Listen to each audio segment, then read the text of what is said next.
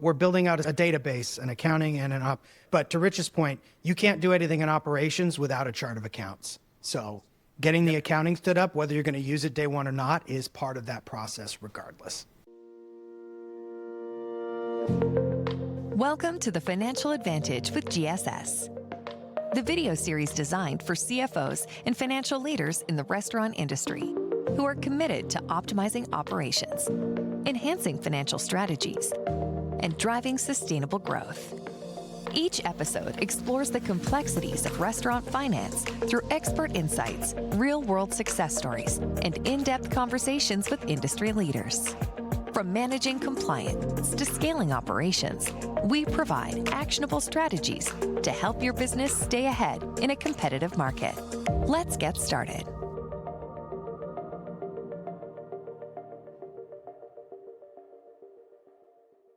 Hey, what's up, everybody? This is Nick Stauff over at Global Shared Services, and this is another episode of the Financial Advantage. And today we're going to be exploring the role of financial technology, specifically in the hospitality market and the financial services industry. I live and breathe it, and our guests live and breathe it. And without further ado, I want to introduce them.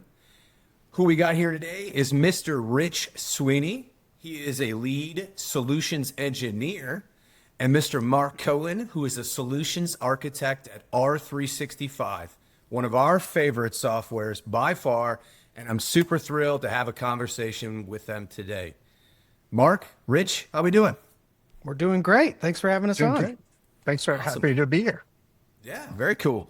So to give our audience just a little bit of background, why don't one of you two kind of just give a quick high-level overview of R365, your guys' role, and who the heck you are? Kick us off, Rich. All right. So Restaurant 365 is a restaurant-specific all-in-one back-office platform. Basically, we do everything except for your POS and your bank. But everything else we can connect to. So being able to do your accounting, inventory, schedule, labor management, even a payroll piece of the business. So being able to bring all of that under one roof, we find really helps manage the business in a way that's way more efficient than when everybody's kind of running in silos. Absolutely. We take advantage of it, so that's awesome. And Rich, what specifically do you do at R365? Fill me in. Yeah, so I'm lead solutions engineer. So that's the fancy term for saying that I support our sales team. It's a fancy name for a demo jockey, really, at the end of the day. When somebody wants to see the software, I'm the guy who hops on with the sales rep and walks somebody through the software, answers technical questions. But then there's more fun stuff that comes with the role. So I also get to work with our customer success team after somebody comes on. Starts using Restaurant 365 when they want to learn more about the platform. Sometimes they'll bring us on to kind of, jump into the software with folks. And then also with our product team, we take all of the feedback that we get from customers and prospective customers, what they're looking for. We take that back to our product team, and then the product team gives us the brand new shiny toys. And my team is really good at breaking them before we put them out into the wild. So it's a fun job. I completely understand it. Marc, I'm guessing you make the shiny toys? Is that what you do? I don't. I help. Okay. I'm on the other side of, so if Rich is pre-sales, I am post-sales. So I support the customer success team and our active users in finding, new and innovative ways to use the platform. A lot of it's around custom reporting, business intelligence, analytics, that sort of thing. Sometimes we got to hack the software a little bit so somebody can use it in a way that maybe it wasn't intended, but it gets them the result they need. And then I work closely with product as well. They don't say yes to me as much as they do Rich, unfortunately, but they are great to work with. And then I work a lot with our marketing and our content teams as well. We do events all over the country, and Rich and I are usually at those as well. And Rich and I are both heavy industry vets. So I think we've both been in the restaurant industry since we could walk. Yeah. Pretty much. Feels like you never once you get into it, you never get away from it. It's weird. It's weird. It's like just this weird ex-girlfriend that just keeps pulling you back in, and you're like, it's definitely an unhealthy relationship sometimes. That is for sure. But it's funny that Rich and I talk about this all. This is why we like to hire restaurant people, though, because there's something about restaurant people that you just can't teach. And it's like that inherent sense of urgency and hospitality. Like I can teach anybody how to use our software, but I can't teach you how to speak restaurant, right? Or know restaurant. So, when we're talking about technology, restaurant tech, I know we're going to get into this, but from a support level, like people need the problem solved today, right? Restaurant people can't wait 3 weeks for a problem to be solved because there's going to be 18 other problems down the road. So that's sort of been critical on how we've staffed up our teams in terms of supporting restaurants. We've got restaurant people supporting the restaurants. Yeah, and that's beautiful. And it's funny that you say that, because I've told many salespeople that I've trained over the years, my first question is, have you ever worked in a restaurant? And if they say no, I go, instantly, they probably struggle with multitasking, dealing with every situation under the sun, and everything that goes into a restaurant. So I hope that everybody has the experience of a restaurant, a job at one point, and it makes you a different person. So Really I does. still firmly believe that everybody should have to do some time in the restaurant industry, just so that you Right. can Yeah. understand what folks are doing in hospitality. You're not that impatient person who walks in and just sees, one server running around like crazy, but a bunch of empty tables, wondering why you're not getting seated right away. Like just kind of giving people a better understanding. I wish that everybody had to spend a little bit of time in the business, because I think it would give everybody a little bit better understanding of not only how hard it is to work in a restaurant, but just, kind of everything that goes into it. It's not just pretty shiny plates and smiling happy people all the time. There's so the duck is moving very calmly above the water, but underneath things are going crazy to keep it afloat. in some countries, they make you serve in the military for 2 years. We should do United States, like 6 months working at a QSR. You turn 18, you've got to go into the service industry. for Yeah, 6 you gotta go. And it's like, we'll have draft cards for it. But all right, guys, let's jump into restaurant technology specifically. I know you guys got a lot of stuff to talk about. Let me ask you the first question, right? So technology moves at a blazing pace, and we all know that. Like, by the time we start learning how to use something, the new next thing is out, right?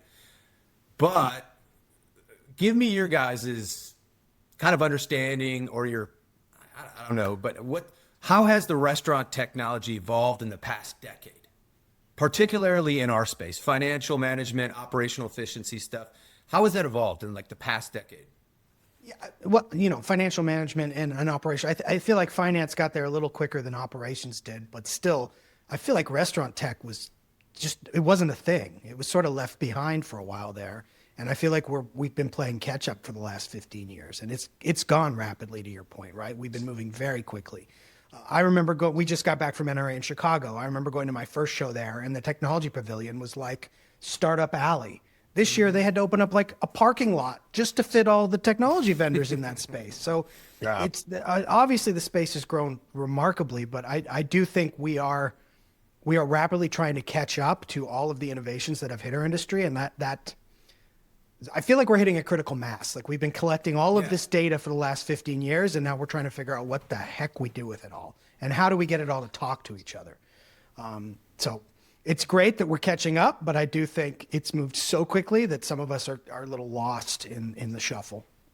Yeah, I mean, it's almost like that same idea of a restaurant that, takes off and is kind of, slow start, but then something goes viral and they just get a ton of business, way more than they can handle. And then, they're kind of trying to figure out, what do they do with all of this business, right? Like, it's a great problem. They know that they need to do something with this. They need to capture it. They need to capitalize on it, but they don't know what to do or how to do it. And they realize they don't have the space for it, or the tech or the staff or the equipment in the kitchen.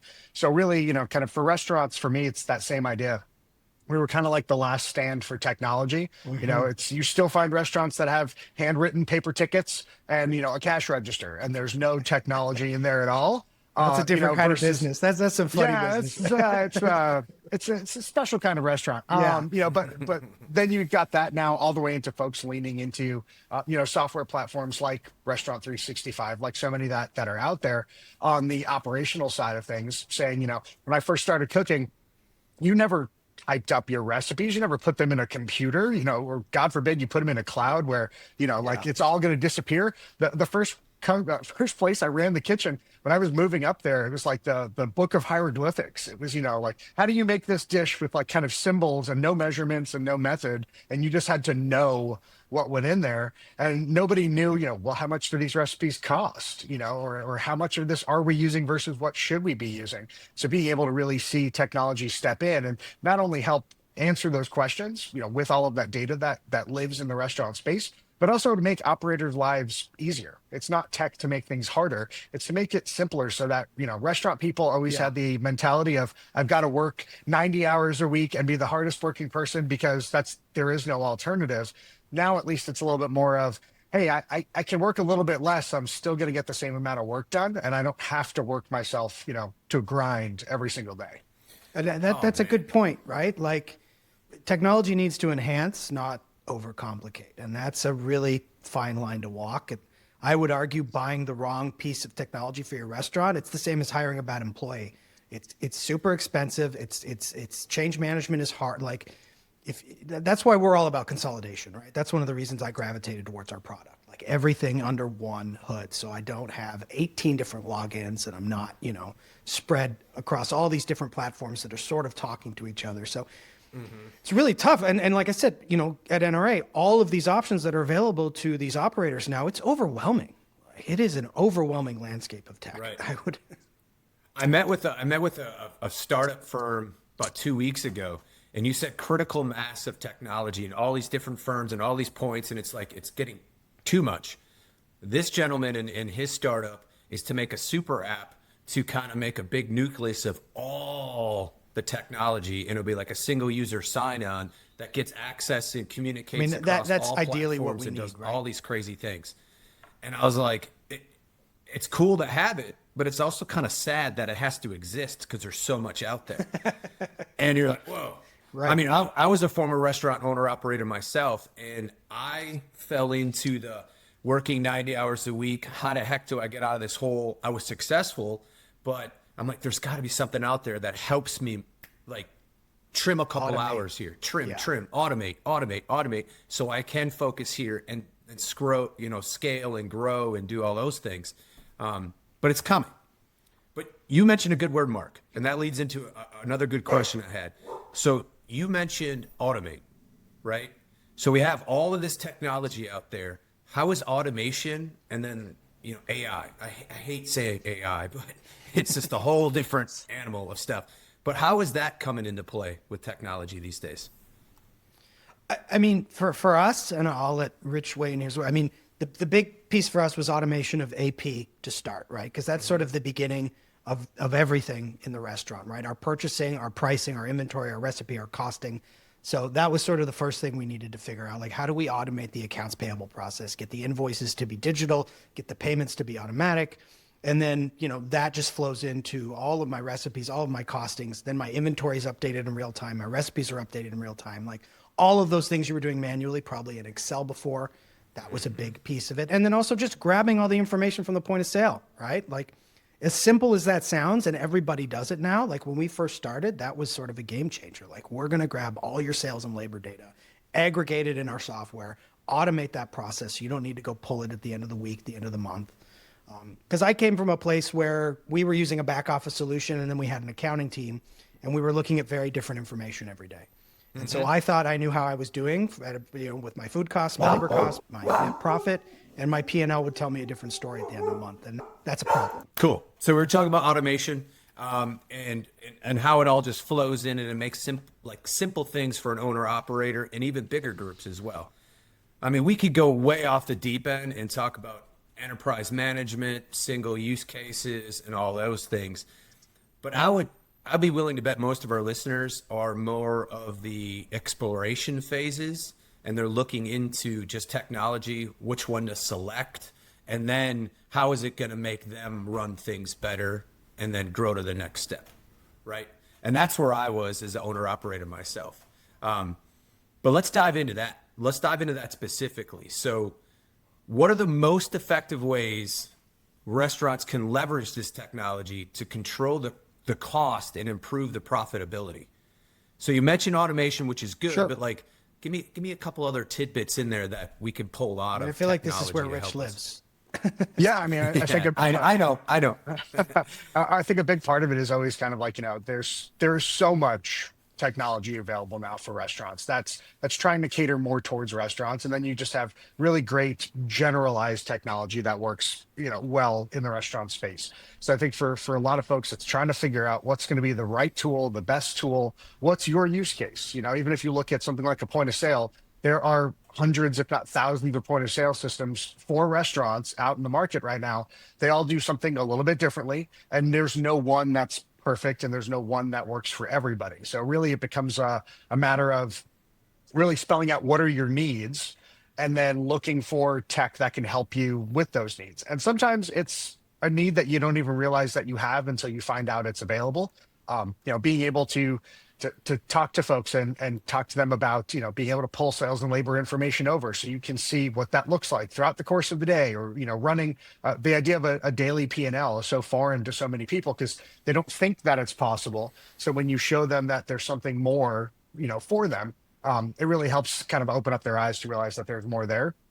There's just also so much bad tech that, people are getting in with some of these, kind of smaller companies that I talked to a group recently that put everything all in with this one point of sale group because they were willing to do a whole lot of custom dev work for them. They've been with them for a few years. Now the restaurant group is growing, pretty quickly. It's that idea of they really hit the ground running. They're growing and the POS company can't keep up with their needs. So now they're having to go look elsewhere, but that's throwing a wrench into everything because they realize they've got to rip out that whole, kind of infrastructure that they have, put something else in, see the quirks, the differences, kind of everything in there.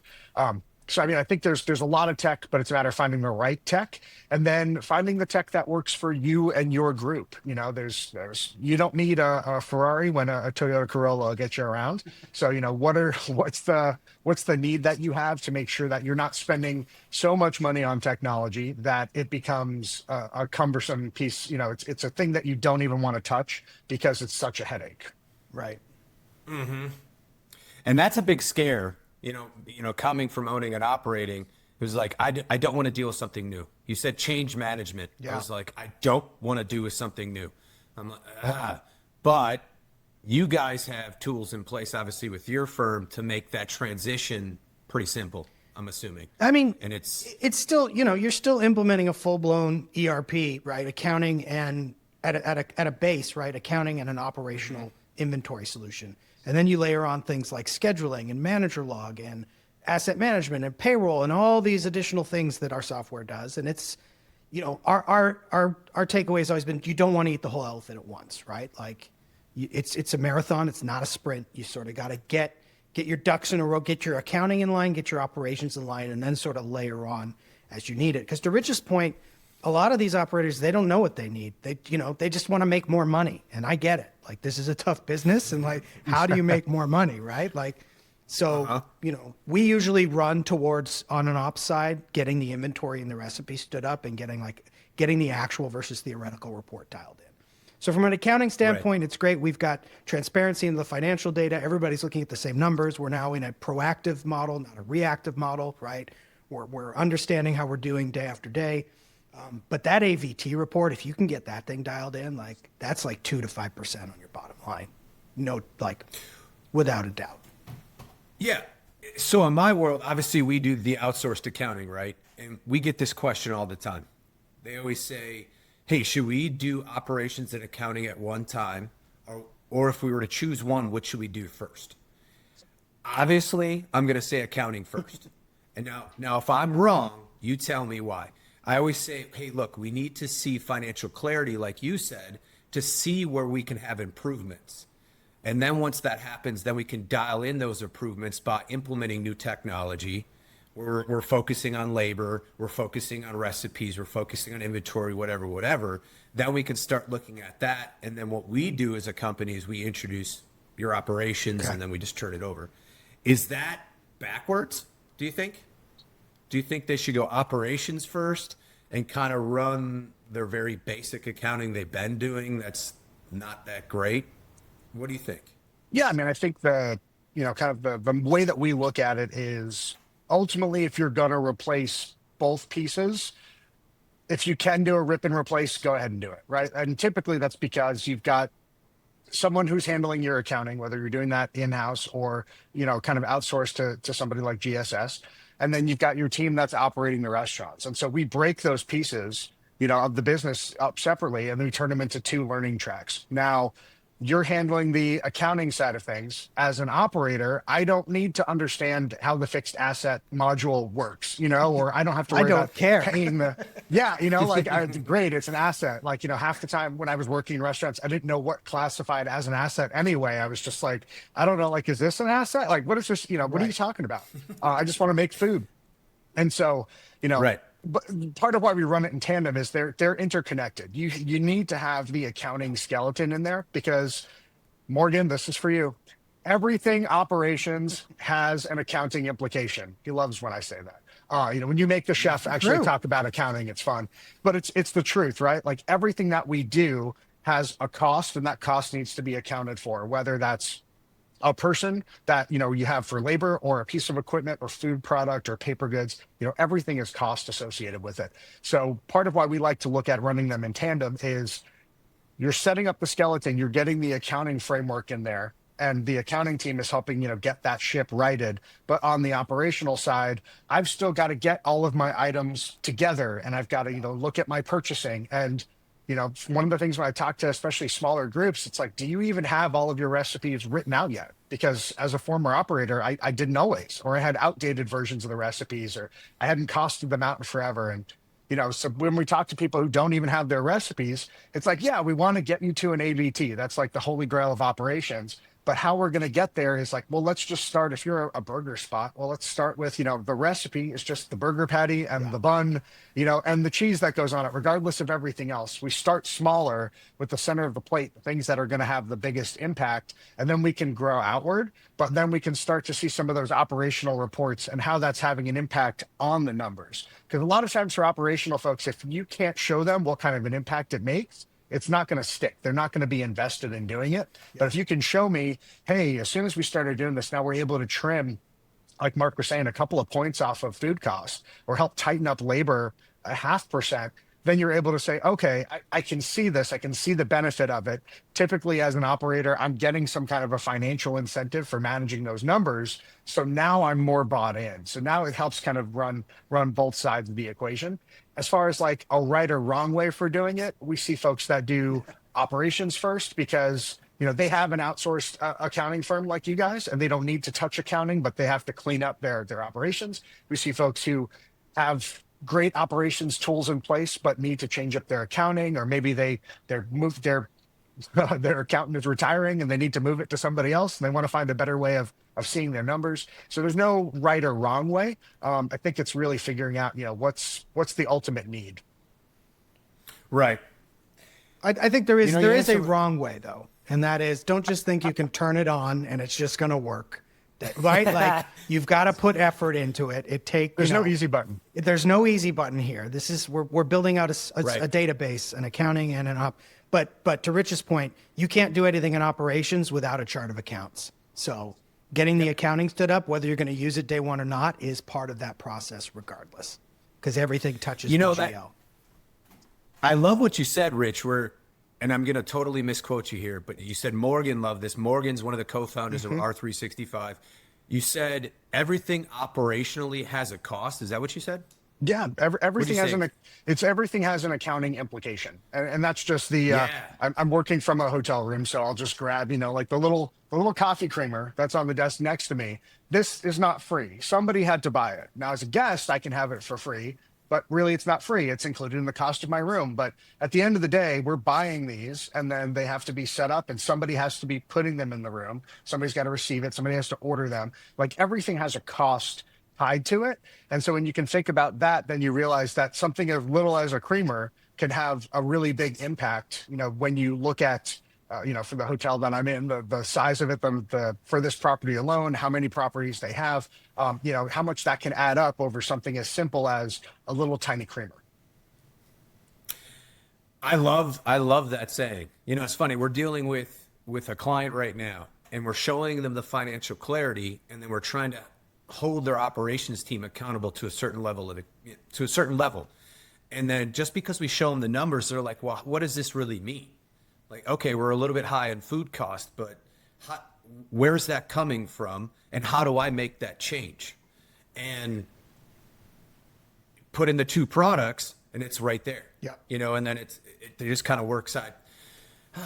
I love doing these things. So then I just kind of answer questions and I know what to say in the future. So but it's important. I love it because it's not just showing them like the what, but like the why behind it. Like this is the reason this is happening. And you don't have to go through a stack of invoices and a bunch of inventory sheet. Like we can get you to that needle in a haystack very quickly because of how the software is designed. Right. So that creamer Rich had up there, we've had to tell the software that is cost of goods dairy. That is an inventory dairy. Like we have to tell it which accounts we're booking it to. So like you can trace it back to the origin of that purchase all the way through to where it got counted. And that's the journey that you want to see. Right. Love it. Well, so obviously you guys are going to speak about all the great things R365 does and why we should do it. But I know there's challenges. There's challenges for us. There's challenges for you guys. And it might not be with your product. It might be with clients or anything else. But you were talking about getting data, analytics, and pulling it in, even if it's not your stuff that you're getting it from. Are there any integration challenges there for you guys? You want to talk to this first? You probably get asked for every integration under the moon. And then some that I didn't think were possible. So, I mentioned before, all of those point of sale systems that are out there. The group that I was speaking to recently, when we talked about their point of sale system and now they're looking for other options, it's a point of sale that we didn't integrate with anyway. And so it was, well, you're using them. So obviously there's a reason behind it. Why are you using them? And then through that conversation was where we found out, well, now they've kind of outgrown their POS. We see the little startup POS, like I know somebody and they built this program, or I built my own, accounting software, my own back office inventory tool. Can you guys integrate with it? When we're looking at the integrations for bringing in purchases from vendors, that's a whole process, right? You've got to have that buy-in from the vendor. You have to have that communication. We have to know that the data we're bringing over is accurate and correct because again, those purchases all turn into GL implications. So we need to make sure that we're managing all of that data flow.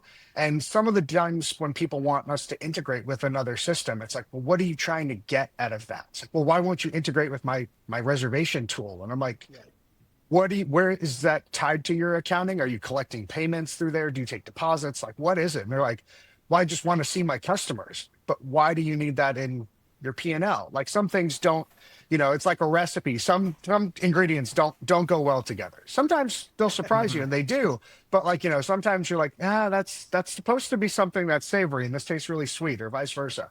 So it's really figuring out what the end goal is. And then, do we need that integration? How do we integrate with them?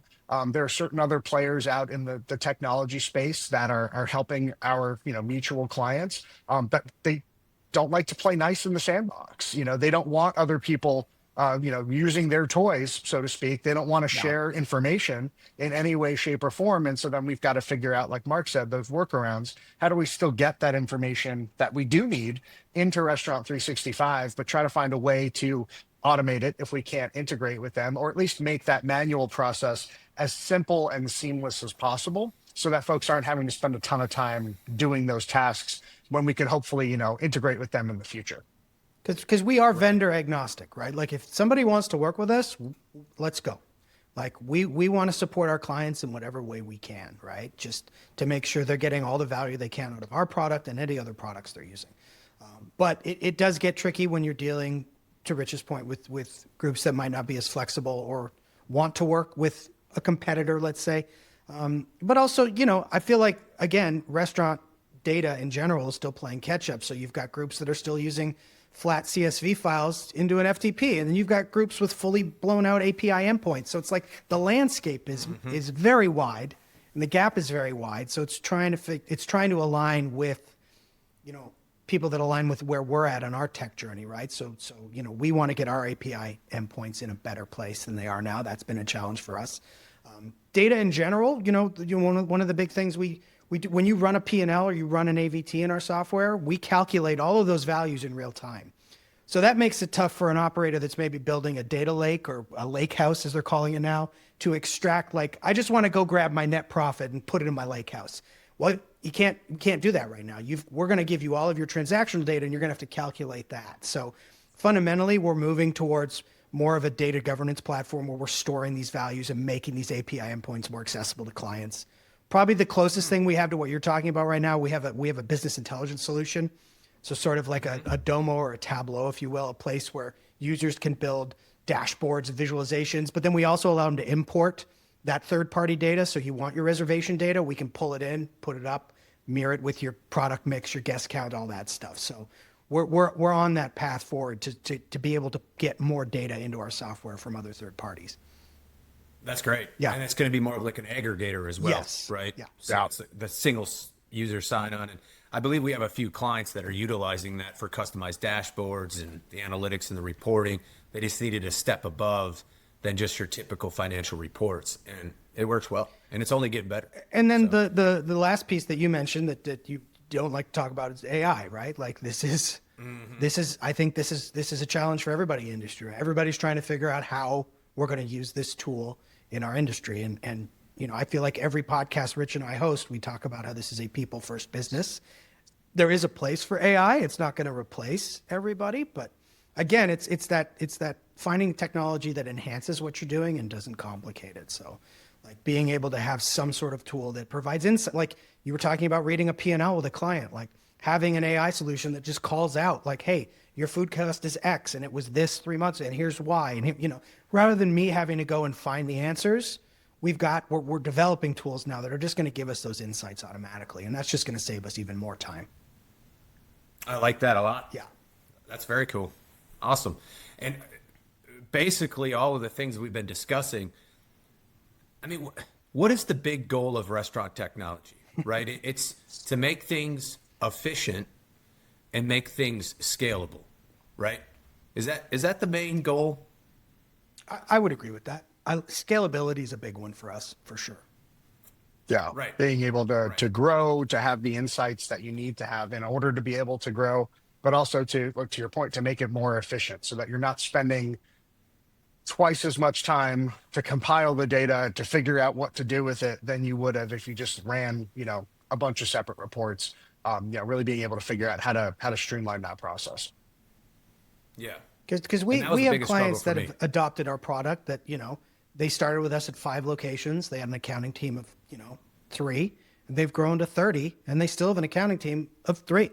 Like that's amazing, right? Like the ability to be able to scale at that level without adding a bunch of additional overhead. I mean, that's kind of super critical. Don't give our secrets. Yeah, out. sorry. Calm it down. He's going to edit that We're very out. transparent. We go, hey, what technology are you using for your GL? And if they say R365 or we're looking into something, we instantly go, okay, cool. Let's go. We know how many restaurants we can manage on that platform Absolutely. versus like a legacy whatever. And we go, hey, more margins for us and better savings for you. Yeah, and more margins for Exactly. them too. Yep, 100%. Cool. So we mentioned a bunch of stuff about all this data, right? And you said banks before. You said the magic word banks. And I get this question a lot is, hey, how is security involved? Security and compliance, how is it involved? You have all this information, you have all this plugins. What are you guys doing on a compliance and security level to make sure that things are not getting stolen or anything like that? So a couple of things that I'll speak to quickly. Obviously, we have SSO now in place, so single sign-ons in place. We've got multi-factor authentication. We've got password policies, auto logout policies. So all of the things to lock down the software. So if somebody leaves it open on the computer, it's not going to stay locked in. We can force password. It really depends on how locked down the operator wants their database to be. We don't enforce. We give them the tools to enforce security at whatever level they want. Typically, most people enforce a password policy. You can't use the word password. You can't use 1, 2, 3, 4. You got to reset your password every 30, 60, 90 days. There's that piece of it. And then as far as the user roles, we have a very deep user skill tree. So like the way you define how your users are using the software is super granular. So Nobody's got access to a location they're not assigned to a module they're not assigned to, an account.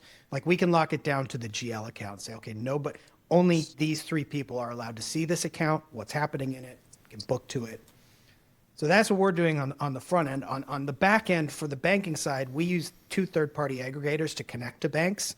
So we're leveraging them for that side of things for security. We're putting the onus on those companies to control their data, and then we're able to pull in the bank activity daily for the user so they can reconcile it. Yeah, we're similar in that. Yeah, part of that, it's using that same idea for like tokenization. So we're not storing someone's login and password inside of Restaurant 365. It's going through those aggregators, creating the tokens. So now we only have access to do certain things by pulling that information over. On the back end of things, on a infrastructure standpoint, just the way that we have different data storage centers for redundancy purposes. We have some things that are on Azure. We have some things that are on AWS. Really looking at all of those different kind of technical pieces so that if one piece of the tech stack goes down, it doesn't take down all of Restaurant 365.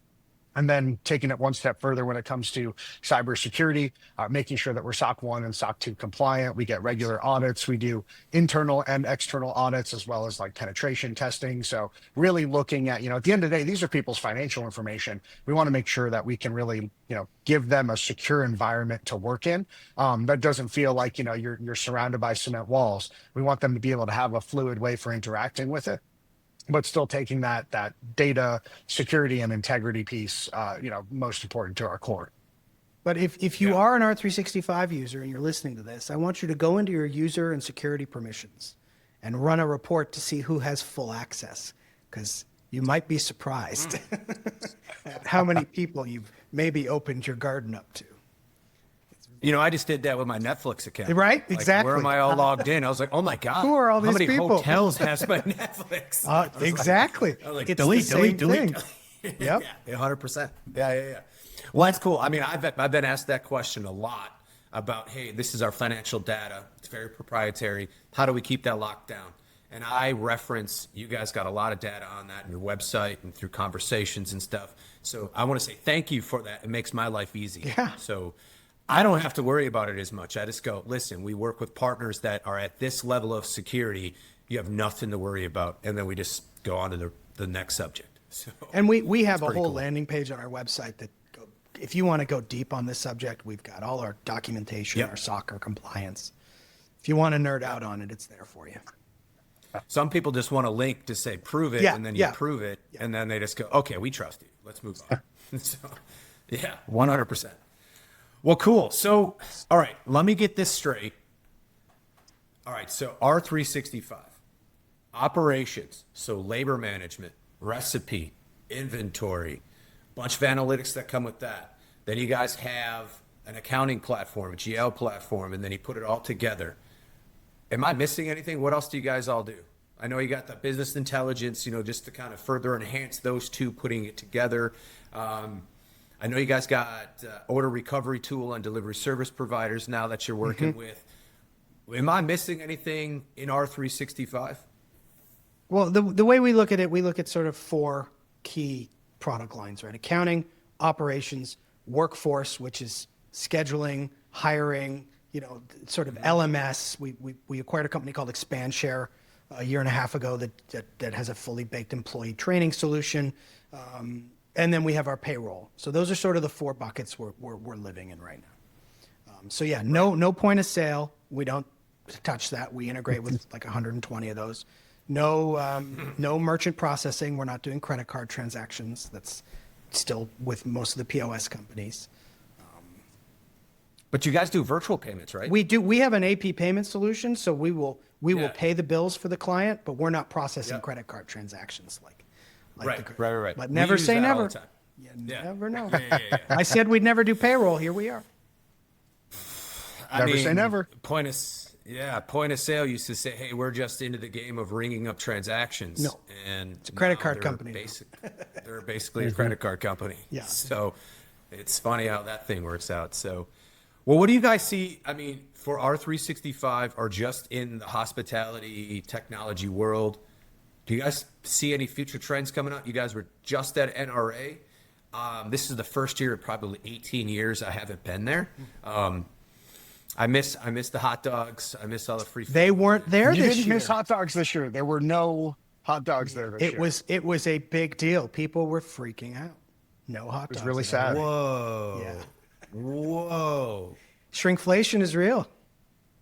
Whoa. Well, I'm glad I missed this one. So I've gone every year, and then I'm like, I was busy, and I was like, But did you guys see any kind of future trends there? Like, what's happening? What's on your horizon? What's on technology's horizon? So lots of robots.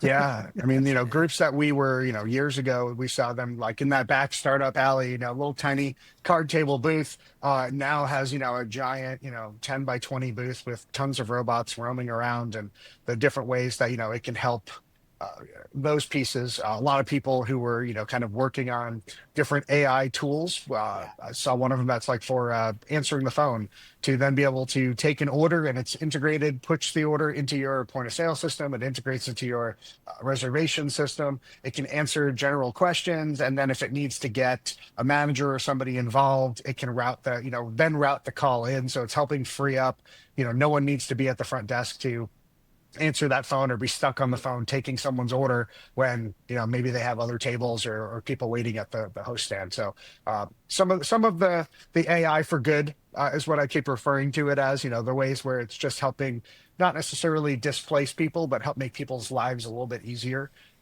by bringing in a little slice of technology. I think we saw a lot of that this year.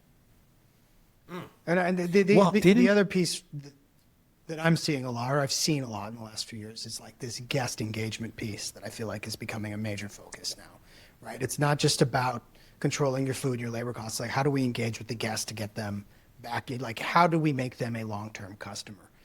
So finding ways for technology to do that, right? Engaging with them on their phone. I mean, everybody's on their phone now. Like, how? So I did see several companies that are specifically doing restaurant content creation, which I thought was interesting. So like we work with the Cali Media Barbecue guys to do our podcast. That is their niche, right? They are doing content creation for restaurant groups that don't have, budgets to drive their SEO up on Google and compete with the big guys. Like, how do you get in front of how do the mom and pops get in front of their local customers? So I think we're going to see more of that guest engagement technology piece, this content creation piece. That's becoming a big focus. Because for us as a company, we've always known how to save you money on your food and your labor costs, but like, how do we help you drive top line sales? Because that's critical. Like, that fixes everything, right? Well, that's the number one Yeah. thing every operator worries about is how do we get people in the door? How do we get Exactly. people in the door? Then we'll worry about the back end later. Just get them in the door. So, I mean, that's been around for years. The geofencing with the loyalty apps, you pull up. I know McDonald's had a thing. AI voice ordering, they ripped it all out. Now it's just, I don't know. Now what's the going on in voice this world. ordering, for some of those bigger brands, it's taking it to the next level with AI. So it's looking at your device that you have their loyalty app on, and when you're pulling up to the drive-through, it's recognizing that you're there, or you're putting in, a code into your phone, and now it's looking at not only pulling up the order that you placed ahead of time so you can get through the drive-through lane faster, but it's looking at things that you typically buy, and then the AI is prompting you with suggestions of, did you want to add this Netflix on? It's Netflix all over again. It's that thing that starts to know you better than you know yourself, where you're like, I didn't know that I wanted an ice cream sundae, but now that I see one, I think I do want one. Like I don't want anything to do with that. Well, look, I don't want to be going up to McDonald's and having that big digital menu board and saying like, "Hey Nick, would you like to order your 4 double quarter pounders you had last time?" don't remind me. Be like, no. He just I didn't have shamed that. me. My app just shamed me. Nick has a separate burner loyalty account. Right. I'm gonna have to. You're gonna now. have to. I'm gonna have to. But yeah, look, at the end of the I don't know day, what it AI is here. So get on board or get left behind. Like it's just there's no stopping it at this point. Yeah, I have to battle it all the time with. I mean, AI and AP and accounts payable is a big thing. Yeah. And we're seeing a lot of advantages of it, but you still need oversight of it. Yes. And you still need the professionalism that goes with it, but it does make things efficient if it works right. And that's the goal, efficiency. Yeah, we're adapting, and then we're saying, okay, how can we use it to make things more efficient over here? And we're getting on board. and it's going good. But it's not going to replace CPAs. It's Nope, not going to it's not gonna replace accountants. people. It's not gonna Agree. do that. Yeah. Yeah. I mean, it'll help us, but not replace.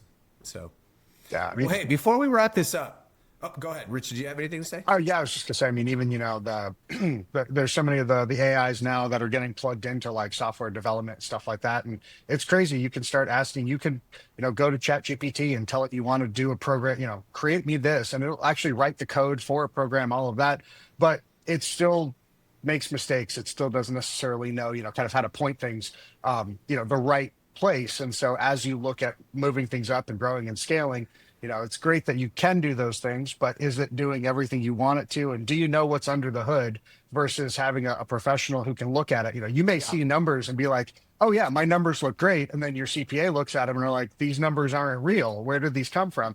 Like the hallucinations or pulling data from the wrong places is still happening. And so while we can lean into AI, we still have to have professionals who understand the fundamentals underneath those things that it's helping support to make sure that it's taking you the right direction, not that it's creating a bigger headache for you in the future. Right. I always say we still need a driver of the new automobile. You still need somebody to drive. Tell that to Waymo. Right? Yeah, well, whatever. I mean, there's so many cars that say you're going to drive itself, but I will never get in one of those. No thanks. Well, cool. Before we wrap things up, so I always like to give the guests like an opportunity to share their best success story with the current company that they're in. If you could raise your hand and say, hey, I worked with this prospect, this client, and they were in this situation, and after they signed up with us or implemented this is where they have become. Do you guys have one of those stories?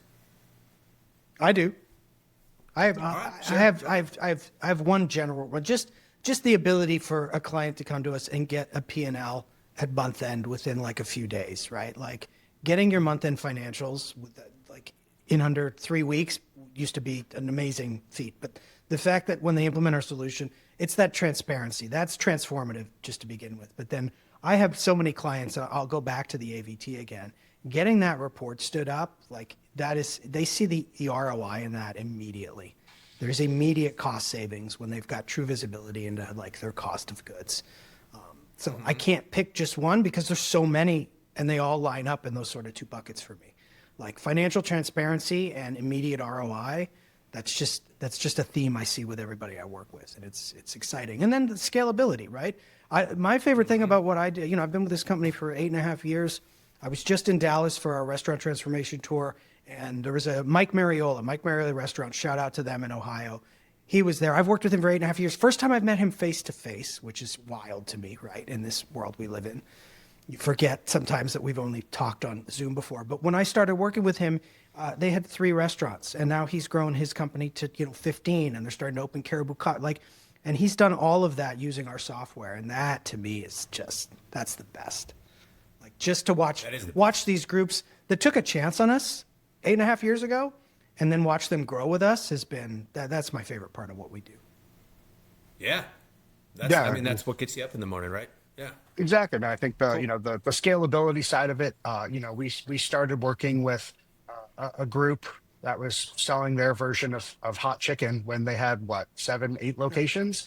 That now, now has scaled. I forget how many hundreds are planning on opening in the next couple of years. And Dave's Hot Chicken just sold for $1 billion. Now it's not just because of the software, like it's a really great product and great business model and planning and all leadership, but having those tools in place, that infrastructure, we definitely know that that's something that helped attribute to it.